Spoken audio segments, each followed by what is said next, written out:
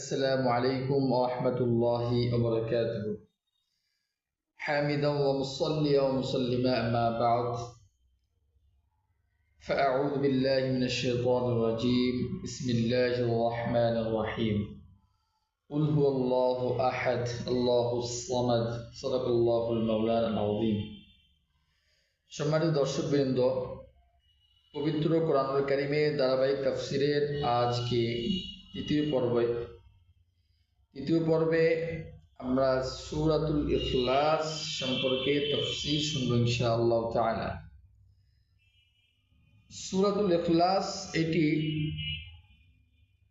আয়াতনের দিক থেকে, পরিমাপের দিক থেকে, আয়াত সংখ্যার দিক থেকে যদিও ছোট, কিন্তু মর্যাদার দিক দিয়ে এর তাৎপর্যের বিচারে এই সূরাটি অনেক মর্যাদাপূর্ণ এবং অনেক গভীর তাৎপর্যপূর্ণ। এই সূরাটি এর একাধিক নাম রয়েছে, তার মধ্যে সবচেয়ে প্রসিদ্ধ নাম হলো সূরাতুল ইখলাস।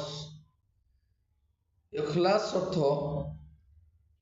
একনিষ্ঠ, নিখাদ একনিষ্ঠ, ভেজাল মুক্ত বিশুদ্ধতা এবং আল্লাহ তাআলার জন্য নিজেকে সঁপে দেওয়া, আল্লাহ তাআলার জন্য নিবেদিত প্রাণ হওয়া, এগুলোকে ইখলাস বলে। সূরার আরো একটি নাম আছে সূরাতুত তাওহীদ। যেহেতু এই সূরার ভিতরে আল্লাহ তাআলার ওয়াহদানিয়াত সম্পর্কে, একত্ববাদ সম্পর্কে আলোচনা করা হয়েছে, মৌলিক বিষয়, আল্লাহ তাআলার একত্ববাদের মৌলিক বিষয় আলোচনা করা হয়েছে, সুতরাং এই সূরাকে সূরাতুত তাওহীদ বলে। এই সূরাকে সূরাতুস সামাদ বলে। সূরাতুল ইখলাসের অনেক ফজিলত আছে, ফজিলতপূর্ণ অনেক হাদিস আছে। তার মধ্যে থেকে কিছু বিশেষ হাদিস হলো, সহিহ বুখারীর 5015 নম্বর হাদিসের ভিতরে একটি রওয়ায়াত আছে যে একজন সাহাবী সূরাতুল ইখলাস তিনি বারবার পড়তেছিলেন। হয়তো তিনি নবমুসলিম ছিলেন, অন্য কোনো সূরা তেমন পারতেন না। সূরাতুল ইখলাস এটা ছোট, তিনি এটাকে বেশি বেশি পড়তেছিলেন। অন্য এক সাহাবী তিনি এটাকে দেখলেন, তিনি বারবার পড়ার কারণে হাত্তা ইয়াতাকাল্লালাহা, তিনি এটাকে হয়তো ছোট মনে করেছেন, যাই মনে করেছেন, বিষয়টা আল্লাহ রাসূল সাল্লাল্লাহু আলাইহি ওয়াসাল্লামের কাছে উপস্থাপন করা হয়েছে। আল্লাহ রাসূল সাল্লাল্লাহু আলাইহি ওয়াসাল্লাম বলেছেন, ওয়াল্লাযী নাফসি বিয়াদিহি, সেই সত্তার কসম যার হাতে আমার প্রাণ রয়েছে, ইন্নাহা তা'দিলু সুলুসাল কুরআন, এই সূরাতুল ইখলাস এটা পরিমাপে, এটা আয়াতনের দিক থেকে ক্ষুদ্র হলেও এর মর্যাদা হলো কোরআন শরীফের 1/3 সমান। অর্থাৎ সূরাতুল ইখলাস যদি কোনো ব্যক্তি একবার পাঠ করে, তার আমলনামায় আল্লাহ তাআলা 1/3 কোরআন শরীফ তেলাওয়াত করার সওয়াব আল্লাহ তাআলা দান করবেন। তিরমিজি শরীফের 2901 নম্বর হাদিসের ভিতরে আনাস ইবনে মালিক রাদিয়াল্লাহু তাআলা আনহু থেকে বর্ণিত, তিনি বলেন যে আন্না রাজুলান, একজন ব্যক্তি আল্লাহ রাসূল সাল্লাল্লাহু আলাইহি সাল্লামকে জিজ্ঞাসা করলেন যে ইয়া রাসূলুল্লাহ, ইন্নী উহিব্বু হাযিহি সূরাতা কুল হুয়াল্লাহু আহাদ, যে ইয়া রাসূলুল্লাহ, আমি এই কুল হুয়াল্লাহু আহাদ সূরাতুল ইখলাসকে অত্যন্ত পছন্দ করি, অত্যন্ত ভালোবাসি। তারপরে ফাকাল রাসূলুল্লাহ সাল্লাল্লাহু আলাইহি ওয়াসাল্লাম, ইন্না হুব্বাকা ইয়াহা আদখালাকাল জান্নাহ, যে তোমার এই সূরার প্রতি যে ভালোবাসা রয়েছে, যে মুহাব্বত রয়েছে, এই ভালোবাসা, এই মুহাব্বতই তোমাকে জান্নাতে পৌঁছে দেবে। সুবহানাল্লাহ। এজন্য এই সূরার অনেক ফজিলত আছে। অনেক হাদিসের ভিতরে মুসনাদে আহমদের 15610 নম্বর হাদিসের ভিতরে আল্লাহ রাসূল সাল্লাল্লাহু আলাইহি ওয়াসাল্লাম ইরশাদ করেন, মান ক্বালা কুল হুয়াল্লাহু আহাদ, মান ক্বারা কুল হুয়াল্লাহু আহাদ, যে ব্যক্তি সূরাতুল ইখলাস কুল হুয়াল্লাহু আহাদ পাঠ করে হাত্তা ইয়াখতিমাহা 10 মাররাতিন, এমনকি সে এটাকে 10 বার খতম করে, অর্থাৎ একসাথে 10 বার পাঠ করে, বানাল্লাহু লাহু বাইতান ফিল জান্নাহ কসরান, বা কসরান আছে, বাইতান আছে, যে আল্লাহ তাআলা তার জন্য জান্নাতে একটি প্রাসাদ তৈরি করবে। তো আল্লাহ সুবহানাল্লাহ, এই ফজিলত শুনে হযরত ওমর রাদিয়াল্লাহু তাআলা তিনি উৎসাহিত হয়ে বললেন, ইদান আকসার ইয়া রাসূলুল্লাহ, আমি যদি বেশি বেশি তেলাওয়াত করি, অর্থাৎ 10 বারের থেকে বেশি তেলাওয়াত করি, তাহলে কি আল্লাহ কি আমাকে আরো বেশি দিবেন? তখন ফকাল রাসূলুল্লাহ সাল্লাল্লাহু আলাইহি ওয়াসাল্লাম আল্লাহু আকসার ওয়া আতিয়া, আল্লাহ তাআলা আরো বেশি দেনেওয়ালা, আরো বেশি উত্তম প্রতিদানকারী। তো এই সূরা ফজিলতপূর্ণ আরো হাদিস আছে। বুখারী শরীফের 7375 নম্বর হাদিসের ভিতরে হযরত আয়েশা সিদ্দিকা রাদিয়াল্লাহু তাআলা আনহা থেকে রওয়ায়াত আছে যে বাআসান নবী সাল্লাল্লাহু আলাইহি ওয়াসাল্লাম বাআসা রাজুলান আলা সারিয়াতিন, আল্লাহ রাসূল সাল্লাল্লাহু আলাইহি ওয়াসাল্লাম একজন ব্যক্তিকে, একজন সাহাবীকে একটি অভিযানে প্রেরণ করলেন। তো অভিযানে তিনি যখন সফরে বের হয়েছেন, সফরে যতদিন তিনি অতিবাহিত করেছেন, যতদিন তিনি সফরে ছিলেন, জেহরি নামাজে যেখানে কেরাত জোরে পড়া ওয়াজিব, প্রত্যেক রাকাতে তিনি সূরাতুল ইখলাস তেলাওয়াত করেছেন। অর্থাৎ অন্যান্য সূরা তেলাওয়াত করলেও তিনি রুকুর পূর্বে সূরাতুল ইখলাস এটা তেলাওয়াত করছেনই। তো সফর থেকে ফেরার পরে আল্লাহ রাসূল সাল্লাল্লাহু আলাইহি ওয়াসাল্লামকে বিষয়টি অভিহিত করা হলো। আল্লাহ রাসূল সাল্লাল্লাহু আলাইহি ওয়াসাল্লাম বলেন যে ফাসালুহু লিআইয়ি শাইইন ইয়াসনাউ যালিক, আল্লাহ রাসূল সাল্লাল্লাহু আলাইহি ওয়াসাল্লাম বললেন যে তোমরা তাকে জিজ্ঞাসা করো তিনি এভাবে কেন করেছেন। তো তাকে জিজ্ঞাসা করা হলো, তিনি বললেন যে ফাকালা লিআন্নাহা সিফাতুর রহমান, তিনি বললেন যে ইয়া রাসূলুল্লাহ, এটার ভিতরে তো কেবলমাত্র শুধুমাত্র আল্লাহ তাআলাকে নিয়ে, আল্লাহ তাআলার সিফাত নিয়ে এখানে আলোচনা করা হয়েছে। আল্লাহ তাআলার সিফাত গুণাবলী পুরা সূরার ভিতরে আল্লাহ তাআলার সিফাত, এর বাইরে কোনো আলোচনা নেই, এর বাইরে কোনো আলোচ্য বিষয় নেই। যেহেতু সম্পূর্ণ আলোচ্য বিষয়টা হলো আল্লাহ তাআলাকে নিয়ে, সুতরাং আমি এই সূরাকে অত্যন্ত পছন্দ করি, আমি অত্যন্ত ভালোবাসি। এই জন্য প্রতি রাকাতে আমাকে এই সূরাটি পড়তে আমার ভালো লাগে, আমার পছন্দ হয়। তখন আল্লাহ রাসূল সাল্লাল্লাহু আলাইহি ওয়াসাল্লাম বলছেন যে আখবিরুহু আন্নাল্লাহ ইউহিব্বুহু, তোমরা তাকে জানিয়ে দাও, তাকে সংবাদ দাও যে আল্লাহ তাআলাও তাকে পছন্দ করে। এভাবে করে এর ফজিলতপূর্ণ অনেক হাদিস আছে। এর অত্যন্ত ফজিলতপূর্ণ একটি সূরা। আমরা সূরাতুল ফালাক এবং নাসের যে তাফসীর সেখানে আলোচনা করেছি। রাসূল সাল্লাল্লাহু আলাইহি ওয়াসাল্লাম প্রতিদিন সকালবেলা ফজরের পরে সূরাতুল ইখলাস 3 বার, সূরাতুল ফালাক 3 বার এবং সূরাতুল নাস 3 বার করে ফু দিয়ে পুরা শরীরের ভিতর হাত বুলিয়ে দিতেন এবং সাহাবীদেরকেও এভাবে আমল করার জন্য উৎসাহিত করেছেন এবং বলছেন তাকফিকা মিন কুল্লি শাইইন, এই 3টি সূরা তেলাওয়াত তোমাকে সব জিনিস থেকে, তোমার সব জিনিস থেকে, সব আশার থেকে, ক্ষতির থেকে বাঁচার জন্য তোমার জন্য যথেষ্ট হবে। এই জন্য এই সূরাগুলো বেশি বেশি তেলাওয়াত করা চাই, বেশি বেশি আমল করা চাই। এই সূরার শানে নজুল নিয়ে অনেক রিওয়ায়াত আছে, অনেক বর্ণনা আছে। এর প্রেক্ষাপট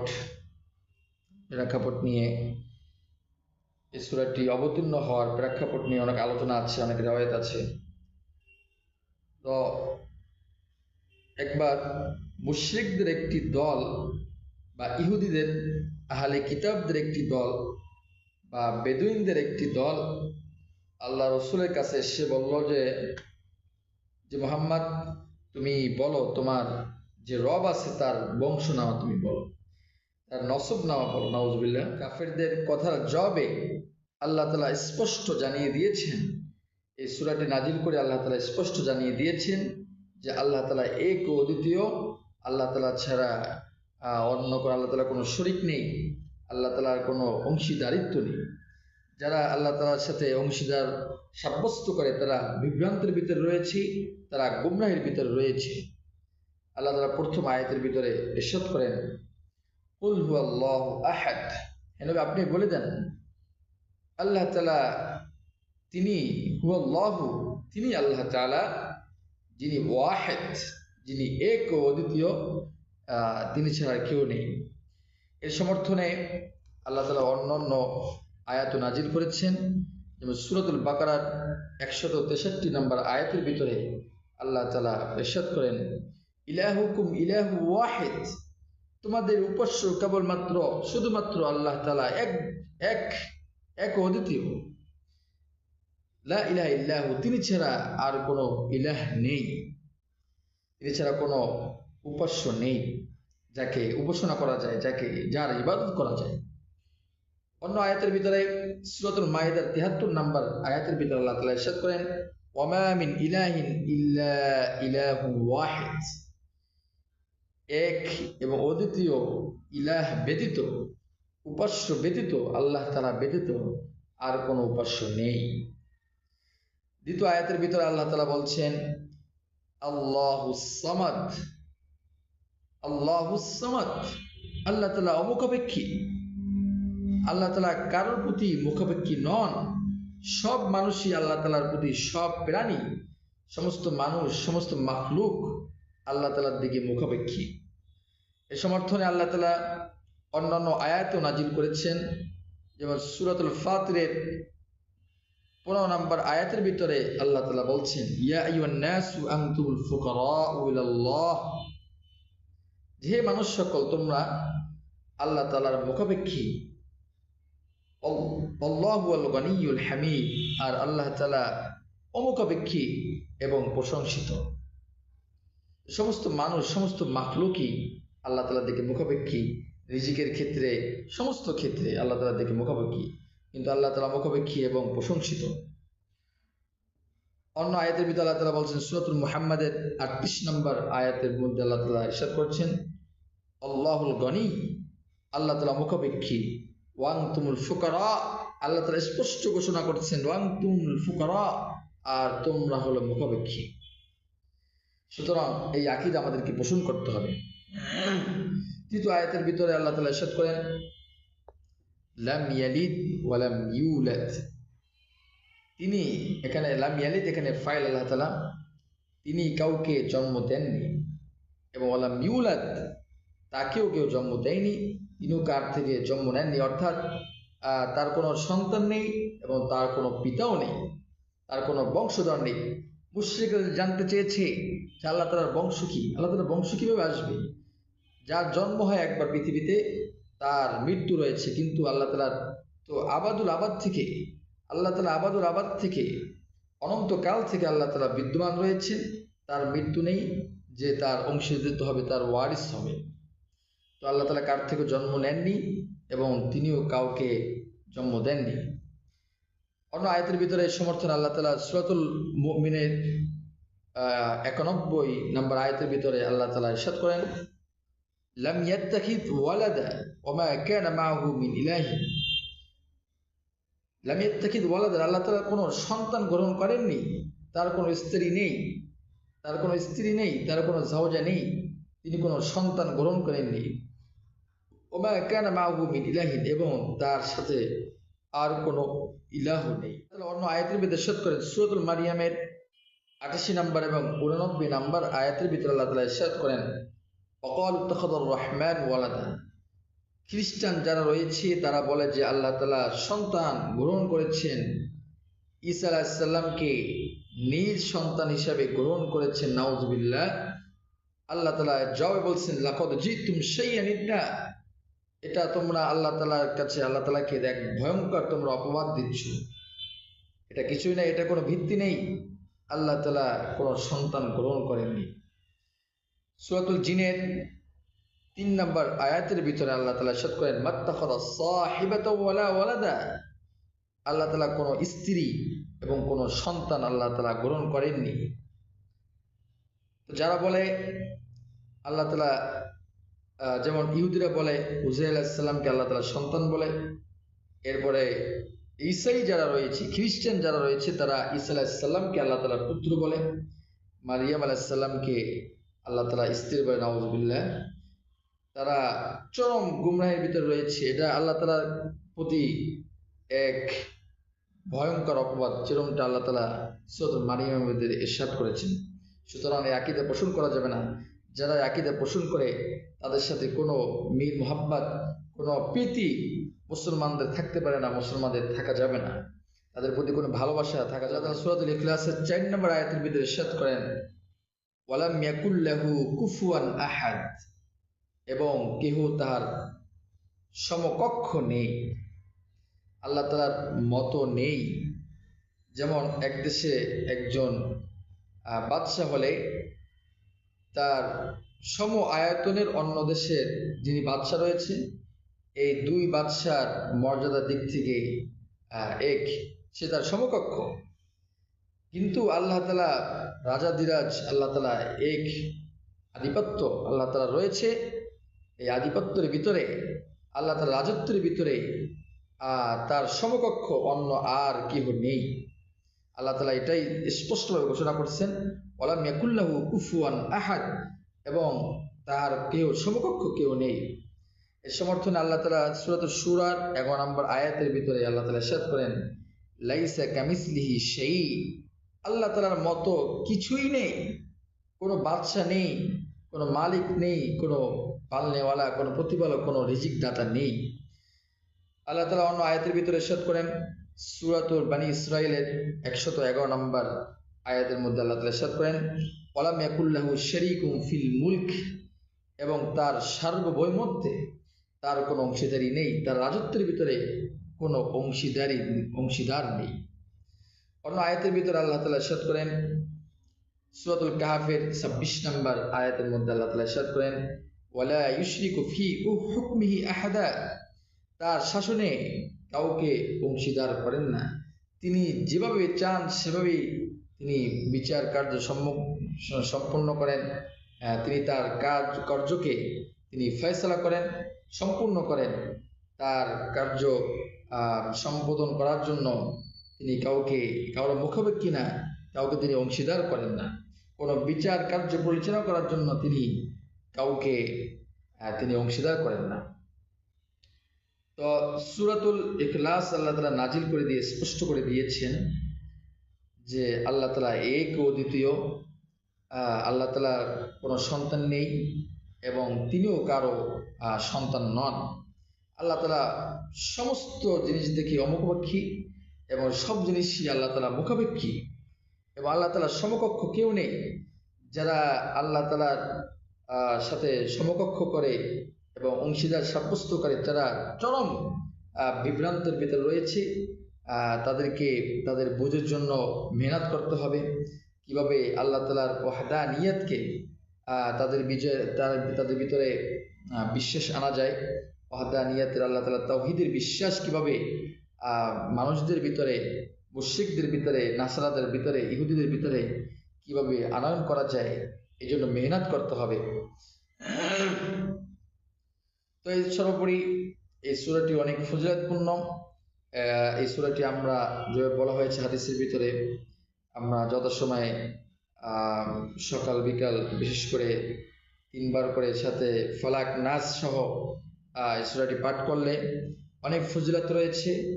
এবং সুযোগ হলে নামাজের ভিতরে এই সূরাটি বেশি বেশি পাঠ করা, এবং সুযোগ হলেই এই সূরাটি পাঠ করা। যেভাবে বলা হইল 10 বার পাঠ করলে আল্লাহ তাআলা জান্নাতের ভিতরে একটি বালাখানা তৈরি করে দেবেন। এভাবে করে আমরা বেশি বেশি আমল করব, এবং যেভাবে অর্থ বলা হলো, তর্জমা বলা হলো, তর্জমা শিখে নামাজের ভিতরে আমরা তেলাওয়াত করব, তাহলে ইনশাআল্লাহ নামাজের ভিতরে আরও আমাদের ধ্যান খেয়াল বাড়বে, আরও নামাজের ভিতরে যৌক আসবে, আরও আমরা নামাজের ভিতরে স্বাদ পাবো ইনশাআল্লাহ তাআলা। এই ছিল সূরাতুল ইখলাসের সংক্ষিপ্ত তাফসীর। ইনশাআল্লাহ আগামী পর্বে সূরাতুল লাহাব এবং সূরাতুল নাসরের তাফসীর হবে ইনশাআল্লাহ তাআলা। ওমা তৌফিক ইল্লা বিল্লাহ, আলাইহি তাওয়াক্কালতু ওয়া ইলাইহি উনীব। আসসালামু আলাইকুম ওয়া রাহমাতুল্লাহি ওয়া বারাকাতুহু।